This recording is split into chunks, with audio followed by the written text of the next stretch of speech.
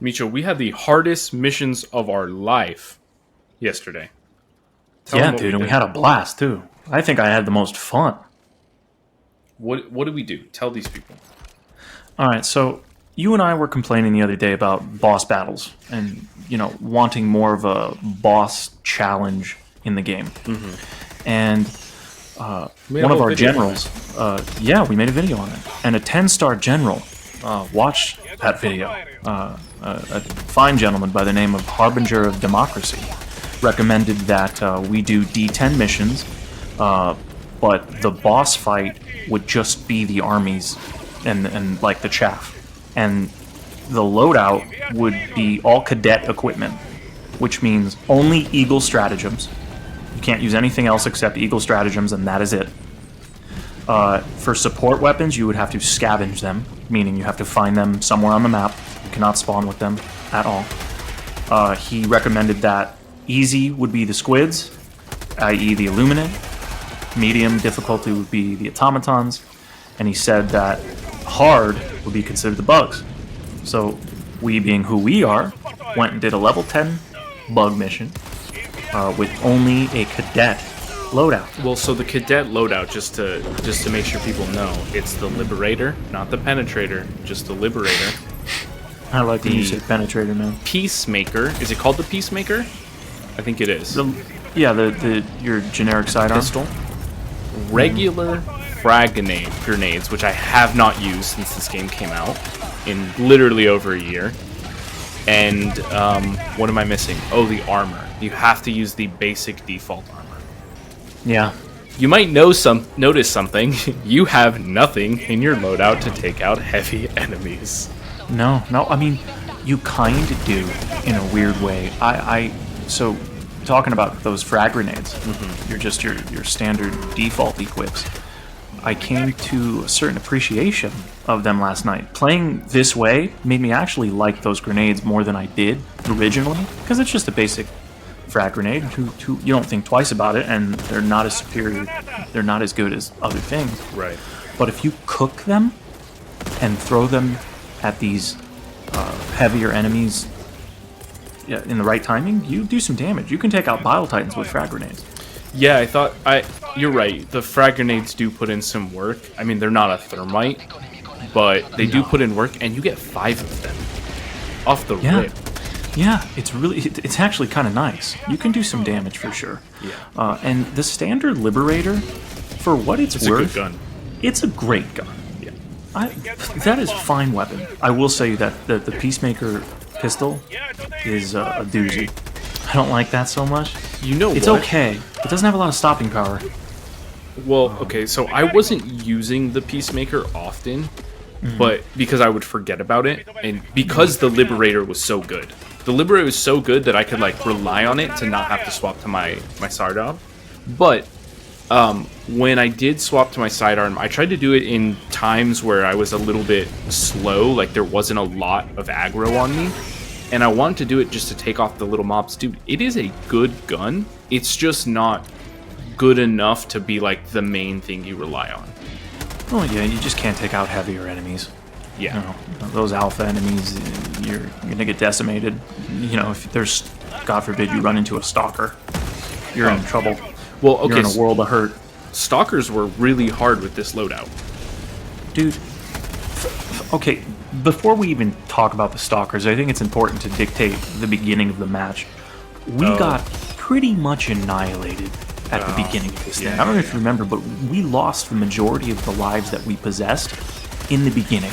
Our friend wanted to play Rocket League, and he's like, what'd you say? Our friend wanted to play Rocket League. He's like, hey, do you guys want to get on? We're like, yeah, sure. We just started this mission. It's not going to last long. 5 minutes later, hey, we have 2 lives left. It's definitely not going to last long. 45 minutes later, did we extract? Dude, we completed the mission and extracted. Yeah. With no lives. I don't know how. But anyway, sorry, go back. It at the end. Yeah. Go back to the beginning.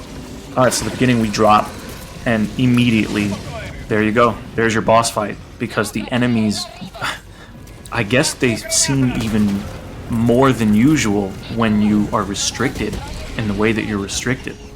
You not having the luxury of all of these different options that you can take into battle and you're reduced to only basic infantry, cadet-style equipment, everything just seems bigger, stronger, faster, there's more of them, and it gives you a greater appreciation of the game because you really just have to rely on whatever combat prowess you possess and your ability to hit your shots. You have to really like plan out your fights, and you can't take every fight head on like you would if you came with your proper loadout.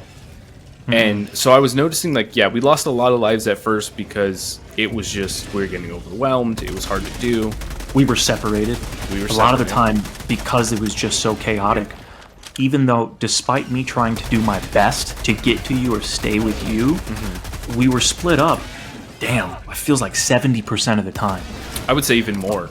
Yeah. Probably 80. But it gave me a greater appreciation because there was moments of time when you and I were playing together, and I was sticking to you like glue, and we were focusing and targeting the same target. Focusing and targeting the same targets. Jesus Christ, we were shooting at the same guys, and we were taking them out pretty well. And there was a moment in time where we actually had a really nice flow, and it gave you a greater appreciation of what a little teamwork can do in Helldivers 2. Yeah, I think that, I mean, when we were getting separated by the bugs, so that was kind of annoying because we couldn't stick together. But I think that you're right. It gave you kind of this appreciation for. Let me retract. It gave me an appreciation for my loadouts in general, because a lot of the times when I make loadouts in Helldivers, when I'm like dropping on a level 10 mission, I'm like, okay, I have to bring a recoilless rifle, or I have to bring something dedicated to take out heavies, and I have to bring something to deal with this. And I think last night showed me you don't have to bring any of that. No, you can make it work. It'll just change the strategy that you have to implement, and how you have to react to situations and enemies. But once you figure it out, it's almost freeing. I kind of just felt less stressed in a way because I didn't have to worry about anything outside of, like, I didn't have to worry about switching to a special weapon at any point in time. Well, not a special weapon, what do you call it? Yeah, a support stratagem. I didn't get one most of the game. You found a heavy machine gun, luckily. Yeah. And that really changed the course of your game, and it made you really appreciate that heavy machine gun. So it did work.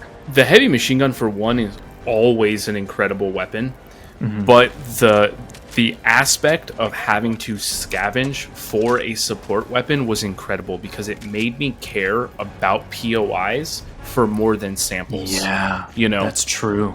It made me want to go to POIs to be like, okay, is there any, like, what is there that I can use? And one thing that I noticed is there was like a manja rifle. Oh, manja rifle. I love those things.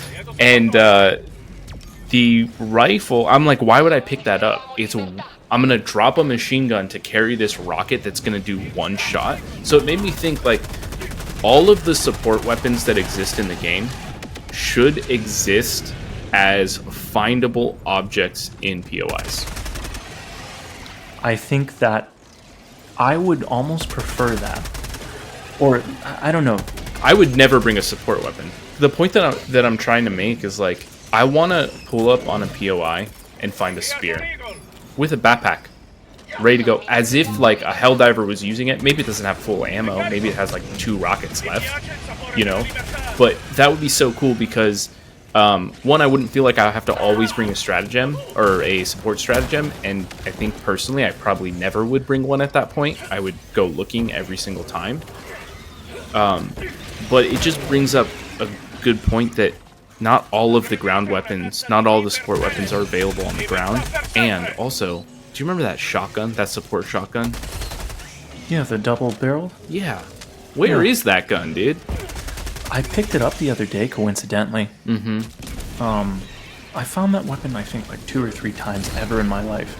And that's a good question you bring up because it's actually kind of fun to use. Yeah. And it's interesting that it's the only one that you can't just bring with you. Yeah, it's kind of weird. I think it just kind of got left by the wayside, but... That's a good question. I wonder if anybody else knows about that. Does anybody talk about that?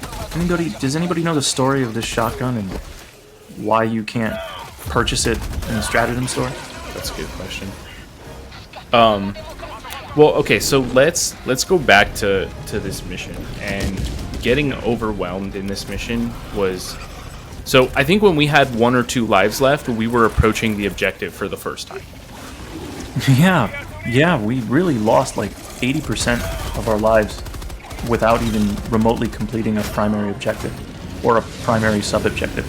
And I remember we were running around. We did a launch ICBM, if we didn't say that already. And we were running in circles around this objective, just waiting for your 500 to get off cooldown so that you can drop a... Dude, I forgot that you can rearm the stupid stratagems. Oh, the eagles? I was waiting indefinitely because I used all of my eagles except my smokes. Because I'm gonna go, fuck it, I'll bring smokes because you didn't bring them and I thought they could be useful. Not really. And all of my stratagems were used except the smokes. Mm-hmm. So I was sitting there just waiting when it says stratagem unavailable. Like, okay, well, where's the cooldown timer? I thought they'd come back at least. Right. And I'm sitting here, well, it's because I didn't rearm them. So I was screwed. I played like for 8 minutes with no stratagems because I didn't know what was going on. I think that's kind of cool, actually, because you can choose when to rearm them, and that feature is always available. But there were moments in time where I was like, oh shit, I have stratagems to use. Like, I have eagles. Like, I would forget about them. I don't know if you were like that. I 100%. Because I was so...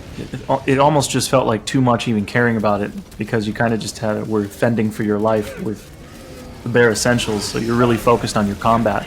And that's another reason why I enjoyed this especially, is because it forced you to really focus on each and every enemy in front of you, because you have to, up close and personally for the most part, take them out. Mm-hmm. And that's hard. Yeah, no, it definitely is. I think, so this didn't satisfy my boss itch, though. No, but hey, it satisfies something, because I emancipated, and I really want to do this again. I'll add with like even different factors. Mm-hmm. Like, okay, for the primary now you can only take the Constitution. We were talking about that at some point. You know, instead of the Liberator, that just adds an entirely new tier level of difficulty. Just by something like that, or even being allowed to take only the Punisher, you know, just like the basic shotgun. Mm-hmm. I think that would be pretty interesting. I have a question. Yeah. Did we talk to each other at all?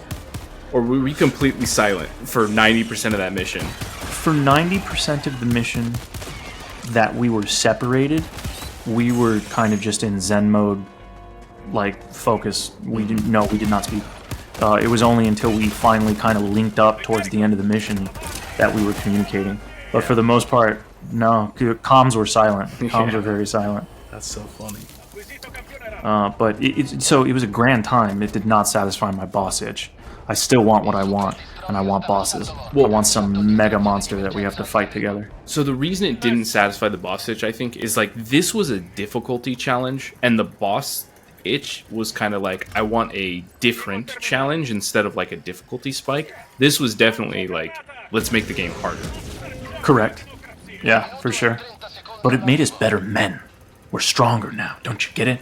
We're more capable. Now we can handle anything. We've been in the hyperbolic time chamber, for God's sake. You don't know what that is, do you? Look at me in my eyes. Do you know what the hyperbolic time chamber is? Wait, hold on. This is serious. And then when you asked me that question, now I don't remember, because it was like it was in my head, and then you asked me what the question was, and now I. Can you just throw a dart at the board? The hyperbolic time chamber. This is important. People are gonna need to know this. It's not from Star Wars, right? No. Yeah. You okay. want one more choice? Hyperbolic time chamber. Now, give me. Is it a cartoon? Sure, for you it is. Yeah. For me, it's a cartoon. Yeah, for you, it's a cartoon, 100%. It's definitely animated. No, I don't know. It's Dragon Ball Z, dude. Oh, yeah, it's a cartoon. Right. We were training our souls, dude. With like for a little condensed amount of time, we had to level up really quickly. We just jumped like 10 levels, brother. Yeah. Do Well, you feel it? feel it in my bones, Mr. Crab. Feel it in my pants, Squidward.